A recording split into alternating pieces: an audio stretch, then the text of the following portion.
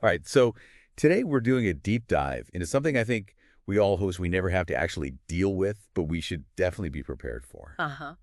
And that is filing insurance claims after a disaster strikes. Yes, definitely.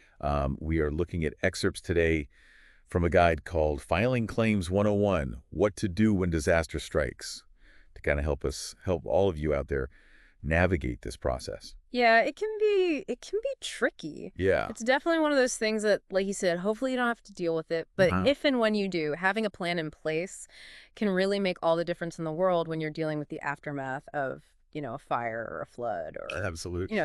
some other kind of big Now, catastrophe. I've heard that having a home inventory is crucial, but I'll be honest, Hmm. I've been really lazy about it. Why is it really so important? Well, imagine trying to remember every single item that you own after a fire, like down the brand of your toaster or, like every little thing. It's nearly impossible to remember all of that stuff, especially when you're stressed out. Especially in that moment. Yeah, exactly. Yeah. Like a really detailed home inventory with photos and videos is like your proof of purchase for everything. And the guide actually had a really cool story about a woman who used her home inventory to prove that she owned this rare antique vase. Oh, wow. And the adjuster initially offered her a really low settlement, Uh-huh. but when she showed them the photo and the valuation in her inventory, they had to reconsider. Wow, that's a great example. Yeah, I'm definitely going to go home this weekend and tackle that inventory. good for you. And speaking of documentation, the guide emphasizes keeping your important documents safe and accessible. Yes, Yeah. absolutely. Yeah. You're going to need like insurance policies, your IDs, maybe even medical records, depending on, what the situation is. Right.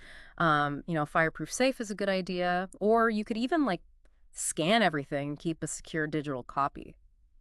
In the cloud or something. Yeah, exactly. Yeah. Okay, so let's say the unthinkable happens, right? Okay.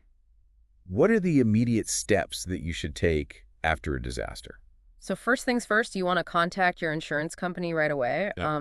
They'll be able to guide you on like the specific procedures and stuff. Right. And while it's fresh in your mind, document the damage thoroughly with photos and videos. Got it. Don't just focus on like the big stuff either. Okay. You really want to capture every little scratch and dent.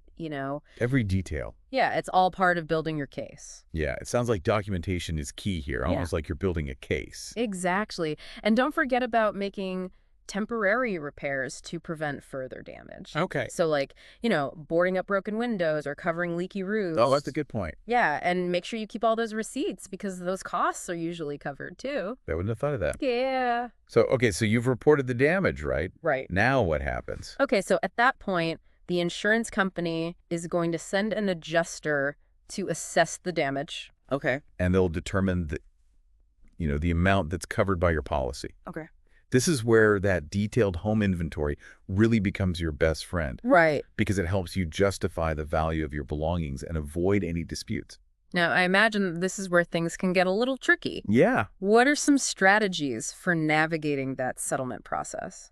you're right. It can definitely get a little complicated there. Yeah. So first, you want to keep meticulous records of all your communication with the insurance company, Uh-huh. every phone call, every email, everything. Okay.